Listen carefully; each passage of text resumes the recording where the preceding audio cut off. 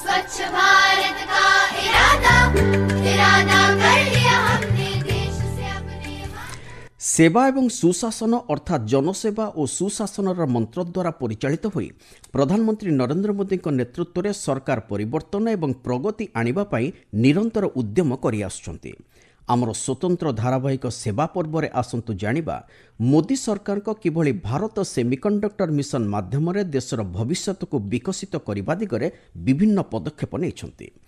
आधुनिक electronics जुगरे semiconductor गुड़िक अत्यावश्यक block भाव कार्य करुछि। एहाछड़ा प्रत्येक इलेक्ट्रोनिक्स जंत्रपातिर मुख्य नियंत्रक रूपे सेमिकंडक्टर एक गुरु दायित्व रही।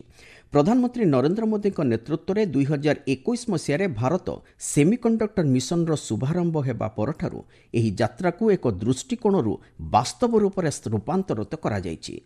चलित मासरे नुआदिल्ली ठारे अनुष्ठित 2025 सेमिकन इंडिया रे उद्बोधन दे प्रधानमंत्री श्री मोदी सेमिकंडक्टर को डिजिटल डायमंड भाव वर्णना करिसेंते।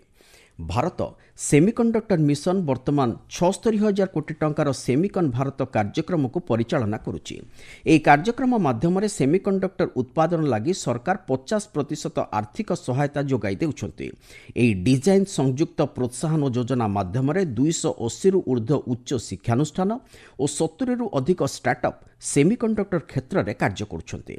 सेमिकन इंडिया 2025 रे विभागीय मंत्री अश्विनी वैष्णव स्वदेश निर्मित प्रथम चिप सेट आनुष्ठानिक भाव प्रधानमंत्री को प्रदान करथिले। ଏହା द्वारा भारतर सेमिकंडक्टर यात्रा एक माइल खुंट अतिक्रम करिथिबा प्रतिफलित होईछि।